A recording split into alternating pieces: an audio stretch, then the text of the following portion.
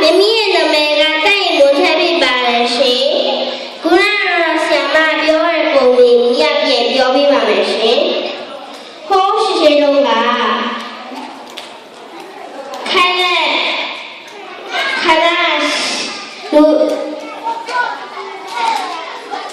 ခဏရဲ့သိရှိသူ့ရဲ့ဖေဖေနဲ့မေလေးကလုံးမှာပတ်စံနေများရှိရဲ့သူ့ရဲ့ဖေဖေနဲ့မေလေးကနည်းနည်းတော့တည်သွားတယ်သူကထင်းလိုက်တယ်သူ့ဖေဖေနဲ့မေလေးနဲ့ဘိုးနဲ့ဘွားနဲ့တည်သွားပြီကိုလုံးသူ့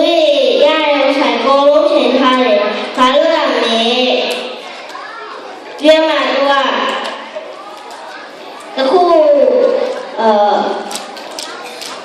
စဉ်းစားငါ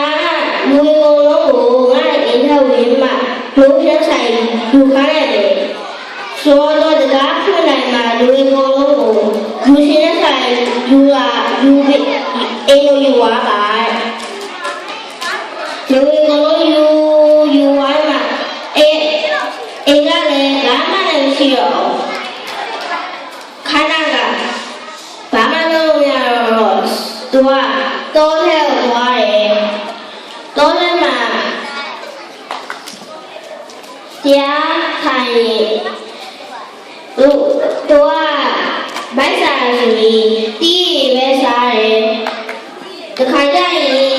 sticky rice စားတယ်သူကသူမရှိတော့သူကတီးပဲစားတယ်တနေ့တော့သူကစဉ်းစားတယ်ငါကခဏ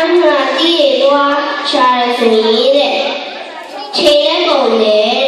ဆိုတော့သူကတရားထုတ်မှာဘေးရတဲ့မြင့်တွေကိုပဲစားတယ်ဝါစားတယ်ဘိုက်စားဆိုရင်ယူလိုက်မှဝါစားလိုက်တယ်သူကရရရင်တဲ့ခဏလေးပဲအိတ်တယ်နောက်တစ်နေ့ကတော့သူကစဉ်းစားတယ်အိတ်တာလည်းချိန်ကုန်တယ်အိတ်ပဲအိတ်တယ်တော့ပါဆိုတော့သူကညညရင်အိတ်လည်းအိတ်ဘူးတရားပဲထိုင်ရဲ့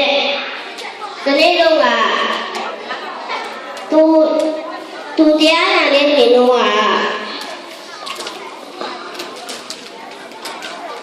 လက်ပြီးမှာ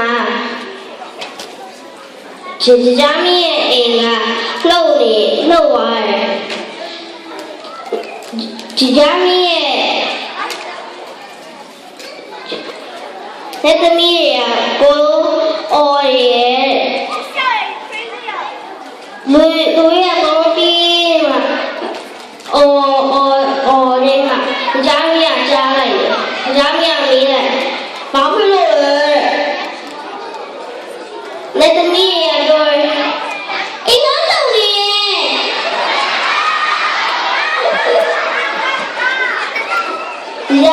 ဂျာမင်းကအောက်ကြည့်ရတော့ခဏကိုတွေ့လိုက်တယ်သူရဲ့တဘိုးရှိလို့သူ့ရဲ့အိမ်ကနှုတ်နေတာသူကတိသွားတယ်ဆိုတော့သူကလူပြီးကိုအောက်ဆင်းသွားမှခဏကိုစကားပြောလိုက်တယ်သူကခဏရဲ့နားထဲကိုပြောလိုက်ငါကလက်ကီမကြိုက်ဘူးတဲ့သူကပြောလိုက်တယ်ခဏကမချဘူးတရားထုတ်နေရဲ့ဆိုတော့ဒီမင်းကကျေတက်လာတယ်ကျေမှပြောမှနောက်ဆုံးခဏကကြားလိုက်တယ်သူကမင်းဘာဖြစ်လို့လဲတရားမင်းကပြောတယ်ညာကတရားမင်းနင်ကဘာလို့ချင်လဲခဏကပြောတယ်ငါဘာမှမလုပ်ချင်ဘူးတဲ့တရားမင်းကပြန်နေအဲ့ဒါဆိုရင်ဘာဆုတောင်းလဲခဏကပြောတယ်ငါဆုတောင်းငါကစိတ်ဆိုးရှင်ဘူးသူများကိုချစ်နေပါဖြစ်ဘူးလောဘမဖြစ်ရှင်ဘူး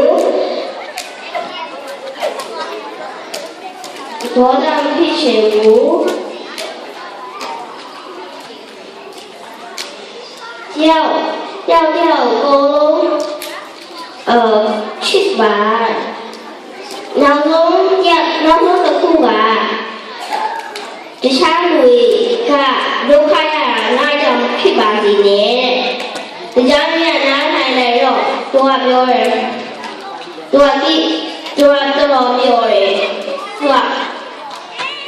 သူခဏကသူ့ရဲ့